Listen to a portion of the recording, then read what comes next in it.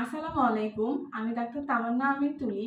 আজকে কথা বলবো বারবার আল্ট্রাসোনোগ্রাম করলে বাচ্চার কোনো ক্ষতি হবে কিনা। আমি বলবো অবশ্যই না, কারণ আল্ট্রাসোনোগ্রাম কোনো এক্স-রে না। এখানে কোনো রে ব্যবহার করা হয় না, কোনো রেডিয়েশন ব্যবহার করা হয় না। এটি শুধুমাত্র একটি শব্দ। সাধারণত শব্দের মাধ্যমে রোগ নির্ণয়ের পদ্ধতিকেই বলা হয় আল্ট্রাসোনোগ্রাফি। তাই এটি কোনো ভয়ের বিষয় না।